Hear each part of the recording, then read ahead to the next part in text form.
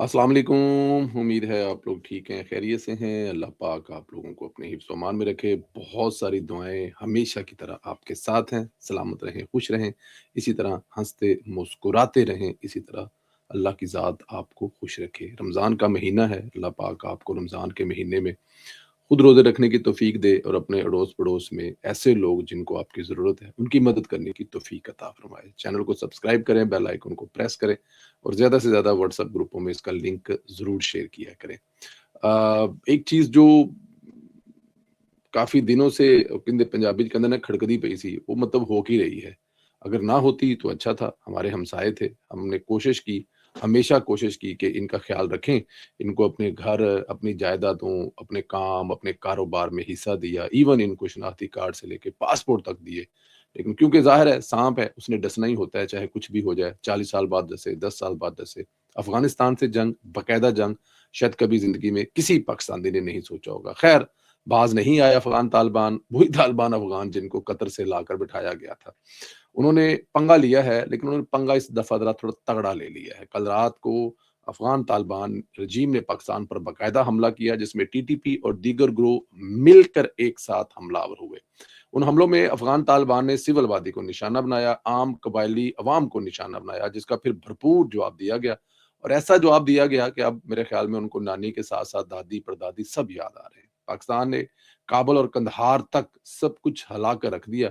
काबुल में अफ़गान तालिबान के फ़ौजी हेडक्वार्टर को उड़ा दिया गया। रात तकरीबन 11 तकरीबन 1 बजकर 50 मिनट पर काबुल में तालिबान के एक फ़ौजी मरकज़ को फ़िज़ाई हमले में निशाना बनाया गया। सूबा पक्तिया में तालिबान मंसूरी कवर पर 2 मरतबा बमबारी की गई।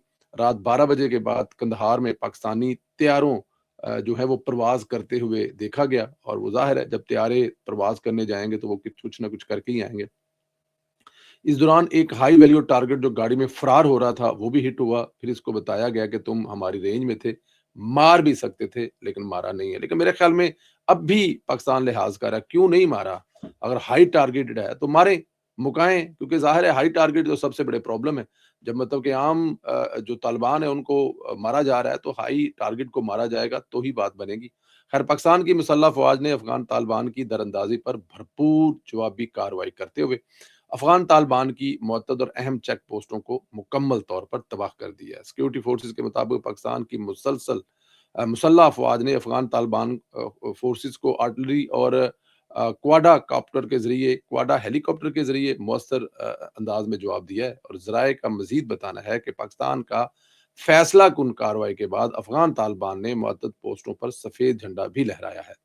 वाज़ेह रहे कि पाक अफ़गान सरहद पर अफ़गान तालिबान रजीम बिलाश्ताल कार्रवाइयों के खिलाफ पाकिस्तान ने ऑपरेशन ग़ज़ब-उल हक़ शुरू कर रखा है और सिक्योरिटी फोर्स के मुताबिक पाकिस्तान सिक्योरिटी फोर्सेस की जवाबी कार्रवाई से अफ़गान तालिबान के मुअत्तद ठिकाने और टैंक जो हैं वो तबाह किए गए हैं, जब से 130 से ज़ायद तालिबान की हलाकत भी इत्तलात हैं। सिक्योरिटी ज़राए के मुताबिक अफ़गान तालिबान ने पाक अफ़गान सरहद को मुख्तलिफ मकामात पर फायरिंग की। पाकिस्तान की सिक्योरिटी फोर्सेस ने जवाब में नादगई सेक्टर, बाजोड़, तेरा और खैबर में भरपूर जवाब दिया। चतराल सेक्टर पर अफ़गान तालिबान की चेक पोस्टों को पाकिस्तानी सिक्योरिटी फोर्सेस ने निशाना बनाकर तबाह किया। कई ऐसी वीडियो सामने आ रही हैं कि हमारे जवान अफ़गान तालिबान की पोस्टों पर पाकिस्तानी झंडे लहरा रहे हैं। लेकिन इस दौरान एक चीज़ का ख़्याल रखा जा रहा है कि जब अफ़गान तालिबान का झंडा उतारा जाता है, तो उसकी बेहुरमती नहीं की जाती, बल्कि आखिरी झड़प में अफ़गान तालिबान ने पाकिस्तानी फ़ौजियों की बेहुरमती की थी, अगर आपको याद हो तो। लेकिन पाकिस्तान ऐसा नहीं कर रहा। एक प्रोफ़ेशनल फ़ौज की तरह उनको ट्रीट कर रहा है। उनके मरने वालों को कोई बेहुरमती नहीं की जा रही और जब उनका झंडा उतारा जाता है चौकी से, तो उसको भी इज़्ज़त और रिस्पेक्ट के साथ उतार कर अपने पास रख लिया जाता है। ये है वो प्रोफ़ेशनल फ़ौज जो अपने ऐसे दुश्मन के खिलाफ जंग लड़ी है, जिसको पिछले 40 साल से पाला जा रहा था। देखें वो वक़्त आ गया है। इस मुल्क में एक भी देखें राइट है, पूरी दुनिया में दूसरे मुल्क के लोग आके रहते हैं, बस जाते हैं, शादियाँ करते हैं, ब्याह करते हैं, नेशनैलिटीज़ लेते हैं, लेकिन फिर वो उस मुल्क के होके रह जाते हैं। फिर उनको जिस मुल्क से आए होते हैं, उसके साथ उनके जो एक एक ज़रूरी भी होता है ना, लेकिन यहाँ पर जो एक तंदूर पे रोटियाँ लगाने वाला है, वो भी कहता है पाकिस्तान ज़िंदाबाद का नारा नहीं लगाऊँगा, हालाँकि वो पैदा भी पाकिस्तान में हुआ है। तो फिर ऐसे लोगों को मेरे ख़्याल में वो आखिरी स्टेप ले लेना चाहिए, जो कहते हुए बिल्कुल दिल जो है वो नहीं करता कि ऐसा नहीं होना चाहिए, लेकिन और आपके पास चॉइस कोई नहीं होती, क्योंकि आपने हमारे मुल्क में जो तबाही फैला रखी है, वो सबके सामने है। अच्छा जी, एक और चीज़ जो है वो ड्रोन है, कुछ ऐसे नज़र आ रहे हैं जो इंडिया के पास हैं, इसराइल से आते हैं, वो अफ़गानिस्तान की तरफ से पाकिस्तान की शहरी वादियों इवन वो नौशहरा तक, एबटाबाद तक उनको उड़ा कर लाके यहाँ पर खुदकश वो खुदकुश होते हैं, वो आकर नीचे किसी भी जगह पे आकर मतलब के होते हैं और नुकसान करते हैं, अपने आप को खुदकुश उसको समझा जाता है। लेकिन पाकिस्तान ने वो उतार लिए हवा में ही मतलब कि अब अल्हम्दुलिल्लाह माशाअल्लाह आप पूरी दुनिया को असला बेचने जा रहे हैं, तो ये कैसे हो सकता है कि अफ़गानियों के भेजे हुए ड्रोन जो हिंदुस्तान नहीं कुछ कर सका उन ड्रोन के साथ, तो अफ़गानी बेचारे क्या कर लेंगे?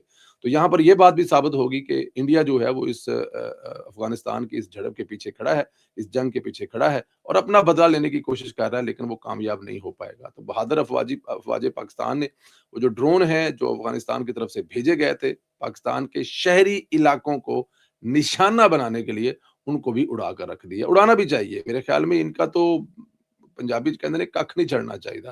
ख़ैर हिंदुस्तान और मोदी देख ले और जहाँ पे बैठा है वो भी देख लें कि पाकिस्तान जो है वो बिल्कुल तैयार बैठा है। आप बस आते जाएँ और अपनी-अपनी जो लाल है वो करवाते जाएँ। पूरी कौम एक आवाज़ है, अपनी फ़ौज के साथ खड़ी है। लेकिन पीटीआई हस्बे रिवायत वही किरदार अदा कर रही है, जो वो हमेशा करती थी। जैसे भारत के खिलाफ जंग में भारत के साथ खड़ी थी, अब अफ़गानियों के खिलाफ जंग में अफ़गानिस्तान के साथ खड़ी है, बल्कि अफ़गान तालिबान के साथ खड़ी है, क्योंकि अफ़गानी अवाम से हमारी जंग नहीं है, हमारे भाई हैं, वो खुद अफ़गान तालिबान से बड़े तंग हैं। पीटीआई बाकायदा पाकिस्तान के खिलाफ मुहिम चला रही है, दुश्मन का प्रोपेगेंडा प्रमोट कर रहे हैं और इस रवैये पर क्या कहा जा सकता है? इनके खिलाफ जब कार्रवाई होती है, तो चीखें निकलती है। बाकायदा तौर पे इस्लामाबाद में कुछ सहाफ़ी जो हैं, वो जो सहाफ़त का लबादा एक खातून है, उसका नाम मैं नहीं लेता, वो स्कार्फ़-शार्फ़ करके ते मतलब कि ओदी फ़ोटो लगी है डीपी ते। उसने रात को बाकायदा तौर पर अफ़गानिस्तान की तर्जुमानी की। अफ़गानिस्तान के वो मैसेज जो वो पाकिस्तान के खिलाफ, रियासत के खिलाफ उनके फ़ौजी दे रहे थे, उनको ट्वीट किया। इंग्लैंड में बैठी हुई एक और खातून है जिसका ताल्लुक पहाड़ी इलाके से है, उसका भी नाम नहीं लेता। वो कह रही थी कि इस हालत में वो अपने मासूम अफ़गानी भाइयों के साथ है। एक और है कोई कोई पता नहीं क्या नाम है उसका, कोई दाढ़ी वाला है, वो इंग्लैंड में शायद बैठा हुआ है। वो भी जिस किस्म की ट्वीट्स कर रहा था, वो भी नाकाबिले बर्दाश्त है।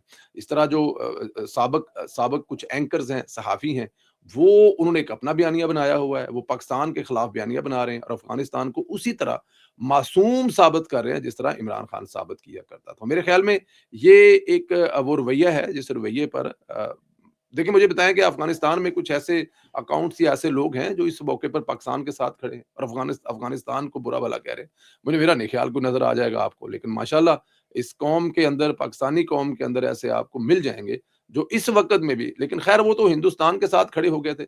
उन्होंने तो उस वक़्त पूरा हिंदुस्तान का साथ दिया था, तो अभी तो अफ़गानिस्तान का उन्होंने साथ देना। लेकिन याद रखें, पाकिस्तान में पाकिस्तान की बहादुर अफ़वाज और पाकिस्तान कौम एक पेज पर खड़े हैं। और ये वो वक़्त नहीं होता हिसाब-किताब करने का। मेरे साथ कल टीवी टॉक शो में एक मेहमान बैठे थे पाकिस्तान तहरीक साहब में, वो शुरू हो गया जी ये है, वो मैंने कहा भाई ये टाइम नहीं है।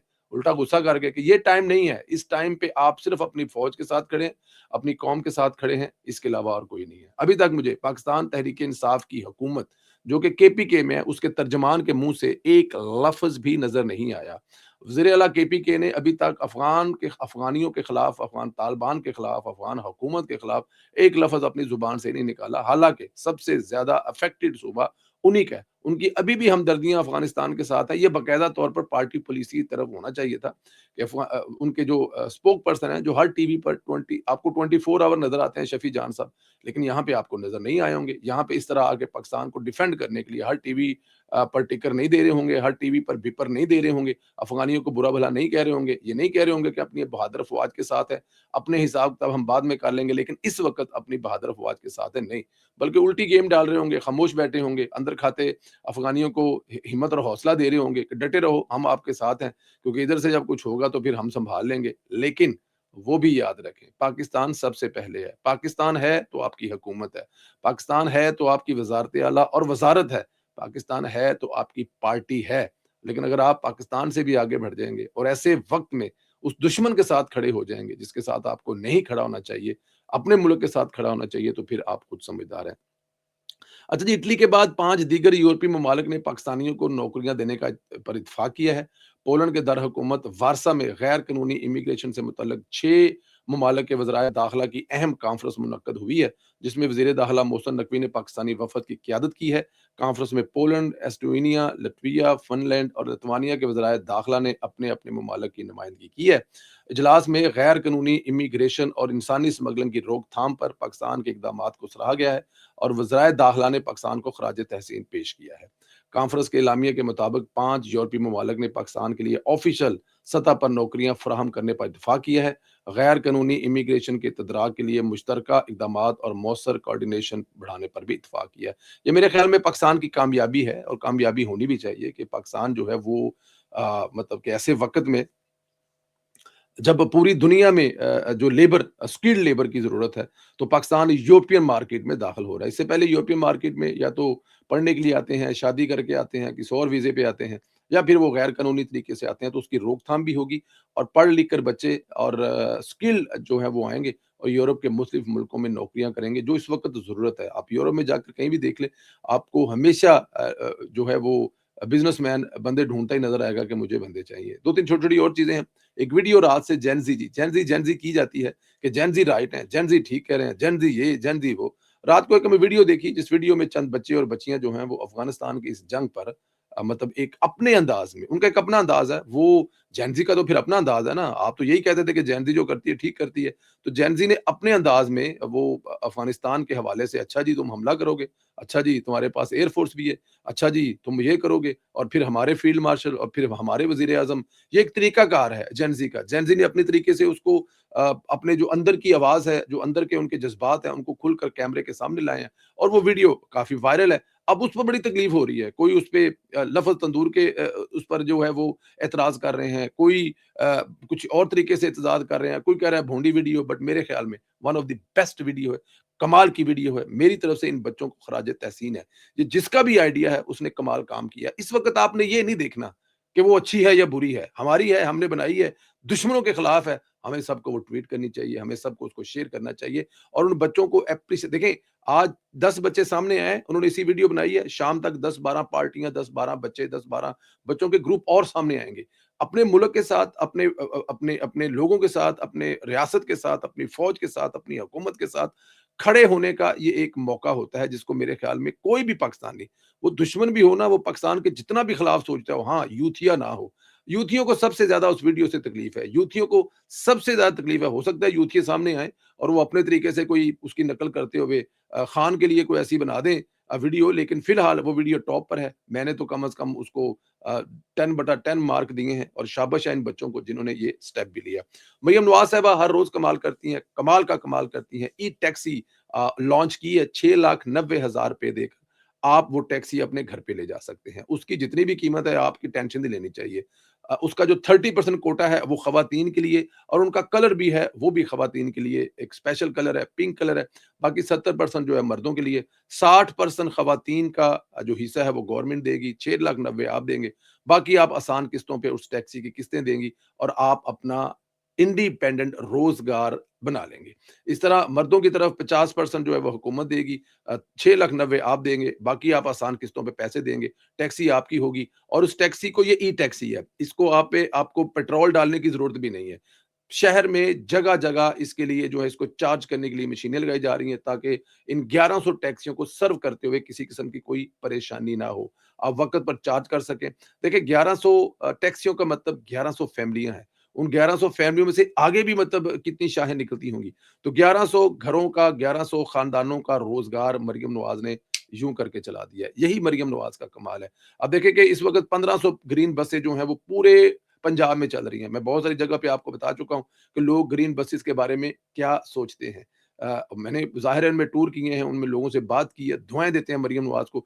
1100 बसें और आ रही हैं और ये तो कुछ 3000 बसें जब पूरे पंजाब में चले जाएँगी, तो मेरे ख़्याल में अगर आप 1 लाख बस भी लेके आ जाएँगे और पूरे पंजाब में चलाएँगे, तो पंजाब के लोग फिर भी कहेंगे वी वांट मोर, क्योंकि ये एक ऐसी सहूलत है, जिस सहूलत से ख़वातीन फ्री, बच्चे फ्री, 60 साल से ऊपर फ्री, बाकी 15-20% लोग किराया पेड करते हैं, वो भी ₹20। तो मरियम नवाज़ ई टैक्सी वाला जो आपने काम किया है 1100 खानदानों को और पंजाब में एक टैक्सी, मियारी, सस्ती और जो हुकूमत की सरपरस्ती में चलने वाली टैक्सी आपने मुतारफ़ करवाई है, मेरे ख़्याल में ये आपका एक बड़ा काम है। सलामत रहें, खुश रहें, इस तरह हँसते मुस्कुराते रहें। अल्लाह पाक आपको अपने हिफ्ज़-ओ-अमान में रखे। अगले वीडियो में फिर मुलाकात होगी। इजाज़त दीजिए, इंशाअल्लाह ताला आज एक प्रेस कॉन्फ्रेंस भी होने जा रही है, उसके बाद भी इंशाअल्लाह ताला मुलाकात होगी। बहुत शुक्रिया, खुदा हाफ़िज़।